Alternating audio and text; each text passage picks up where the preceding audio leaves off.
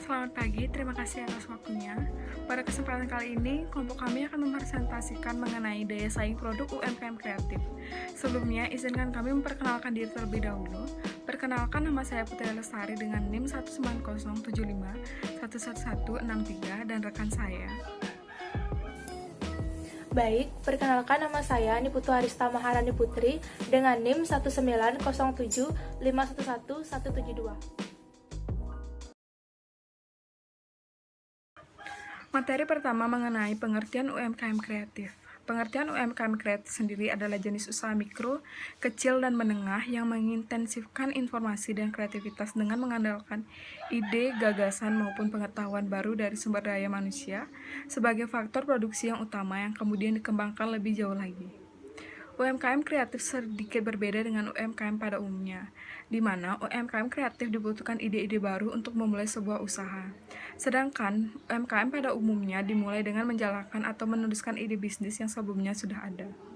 Keberadaan ekonomi kreatif dalam menunjang UMKM sangat dibutuhkan bagi pemerintah untuk mengokohkan perekonomian, terutama pada sektor real. Kekuatan ekonomi kreatif lebih bertumpu kepada keunggulan sumber daya manusianya yang berasal dari ide-ide kreatif pemikiran manusianya sendiri.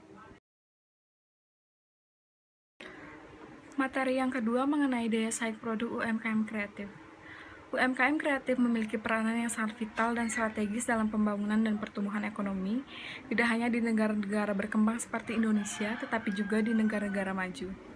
Selain berperan dalam pertumbuhan pembangunan ekonomi, UMKM juga memiliki kontribusi yang sangat penting dalam mengatasi pengangguran. Peningkatan produk UMKM berbasis kreatif atau UMKM kreatif sangat diperlukan untuk meningkatkan pertumbuhan ekonomi.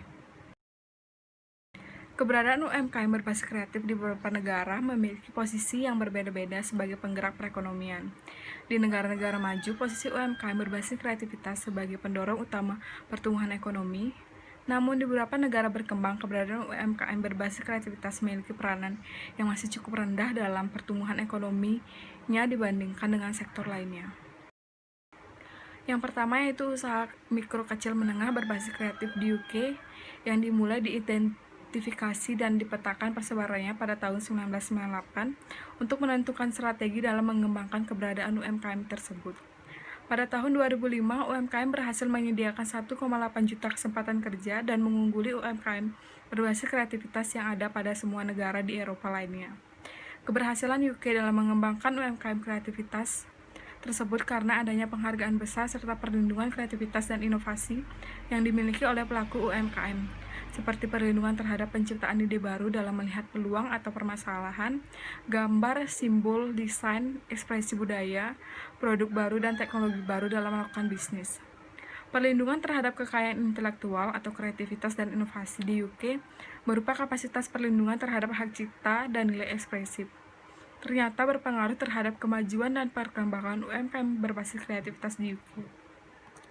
Kemudian yang kedua ada USA. USA adalah negara yang banyak mengembangkan usaha mikro kecil menengah berbasis kreativitas dengan dua kekuatan utama, yaitu penciptaan komunikasi budaya seperti fashion jeans, Barbie, dan Hollywood, dan inovasi teknologi dengan memperkenalkan perusahaan Google, Microsoft.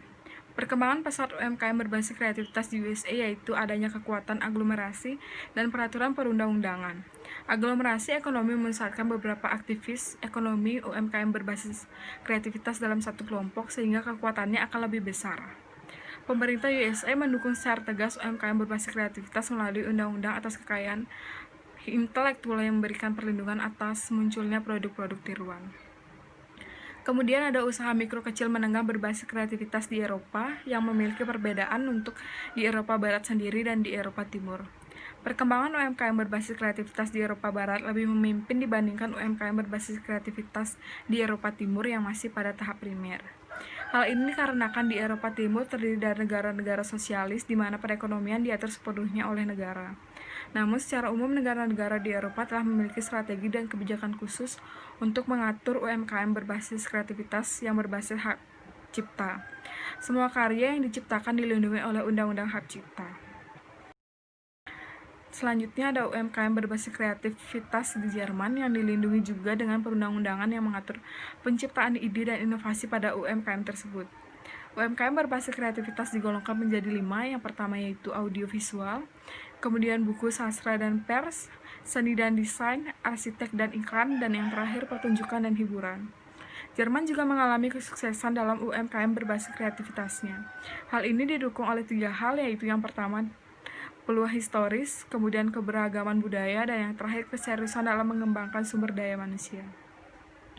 Ada UMKM berbasis kreativitas di Korea yang memiliki kinerja yang baik, terutama yang berorientasi pada bidang teknologi seperti audiovisual dan media baru, seperti film, animasi, dan video game. Kebijakan pemerintah pada UMKM berbasis kreativitas sangat berperan meningkatkan sektor kreatif dalam negeri. Terlebih, Komisi Penyiaran Korea juga memainkan peran penting dalam memperkuat produksi dalam negerinya. Kemudian ada UMKM berbasis kreativitas di Cina yang disebut juga sebagai industri budaya dan kreativitas.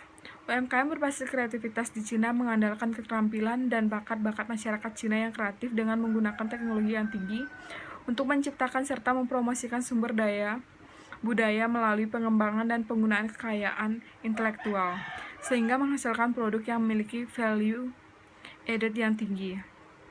Saat ini Cina mengakui terdapat 9 sektor industri kreatif.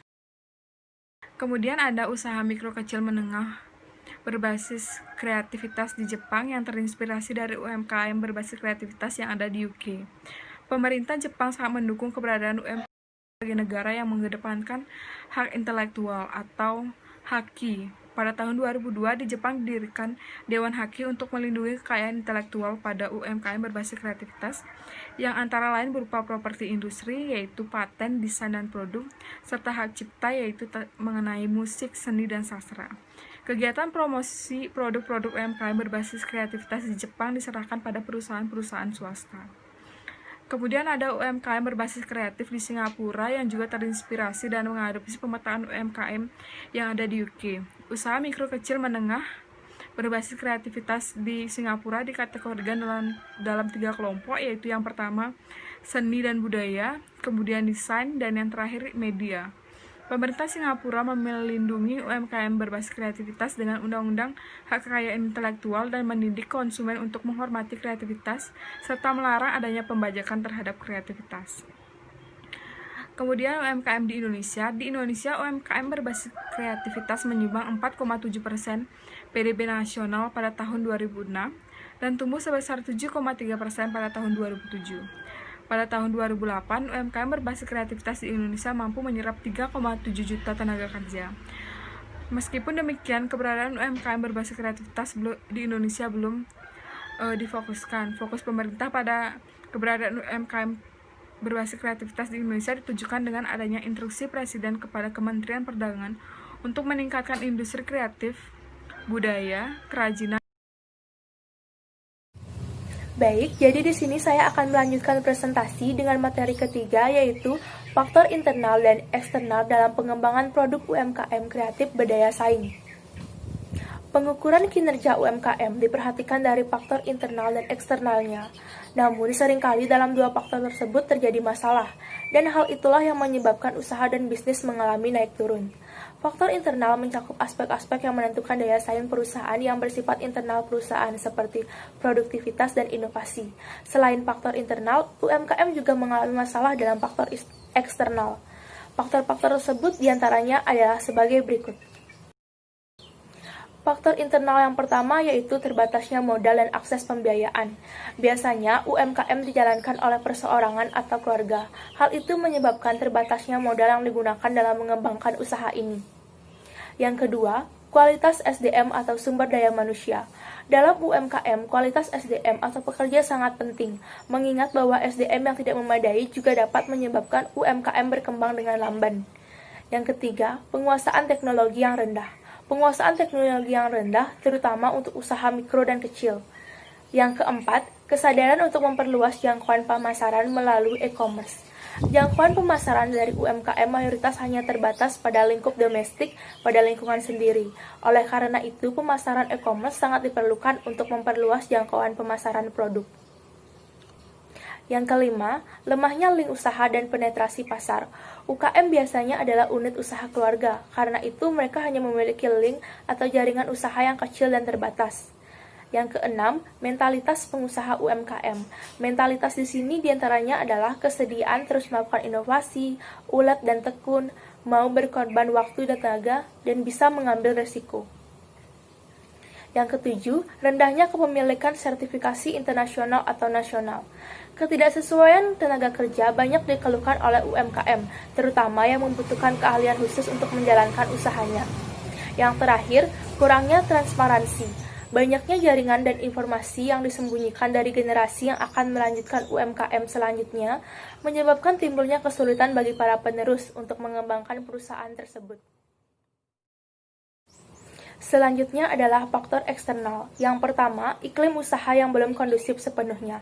Hal ini bisa dilihat dari persaingan usaha yang tidak sehat yang terjadi antara pengusaha biasa dengan pengusaha yang sudah sukses.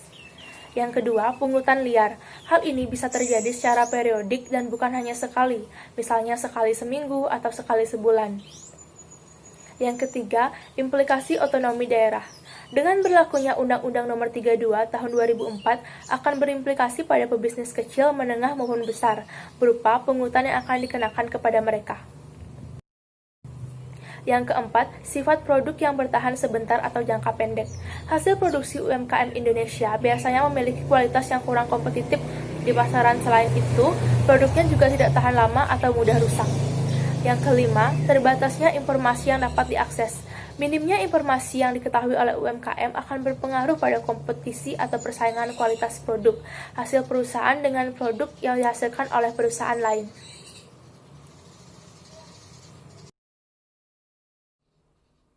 Selanjutnya, materi yang keempat, strategi penguatan produk UMKM kreatif menembus pasar global. UMKM merupakan cikal bakal usaha yang besar yang juga kompetitif. Dengan demikian, perlakuan terhadap UMKM harus berbeda, yaitu mengedepankan fasilitasi untuk mendapatkan akses yang lebih baik terhadap input, pendanaan, dan juga pasar. Pengembangan UMKM pada dasarnya membutuhkan strategi khusus, mulai dari memasarkan produk yang sudah ada dan terkenal sampai menjual produk inovatif. Untuk itu dibutuhkan strategi yang tepat untuk mengembangkan UMKM kreatif agar bisa bersaing menghadapi pasar global. Berikut adalah 5 strategi yang harus dimiliki oleh UMKM. Yang pertama adalah produk. Caranya adalah dengan melihat produk apa saja yang sedang banyak dicari oleh pelanggan. Sebaiknya dengan melakukan riset pasar untuk mencari apa yang sebenarnya konsumen butuhkan. Harga yang bisa dilakukan agar terhindar dari kerugian. Yang pertama, penentuan harga berdasarkan biaya produksi ditambah dengan keuntungan. Yang kedua, penentuan harga berdasarkan kompetitor. Dan yang ketiga, penentuan harga berdasarkan permintaan. Yang ketiga adalah tempat. Strategi UMKM berikutnya adalah menentukan tempat usaha yang dijalankan, memilih lokasi yang strategis dengan produk yang dijual. Dengan mempertimbangkan hal ini, produk akan lebih mudah dikenal publik dan kemudahan transaksi penjualan. Yang keempat, promosi. Pelaku usaha kecil pun banyak yang menggunakan platform media sosial dan website untuk memperkenalkan produk mereka. Hal ini tentunya berdampak positif terhadap bisnis yang dijalankan. Yang kelima, sumber daya manusia. Memastikan untuk merekrut pegawai yang memiliki kemampuan sesuai dengan bidang yang dibutuhkan. Apabila strategi yang telah saya sebutkan tadi dijalankan dengan baik, tentunya akan berdampak besar terhadap UMKM yang dijalankan. Baik, demikianlah presentasi dari kelompok 8. Kami mengucapkan terima kasih kepada Bapak dosen dan juga teman-teman semua yang telah menonton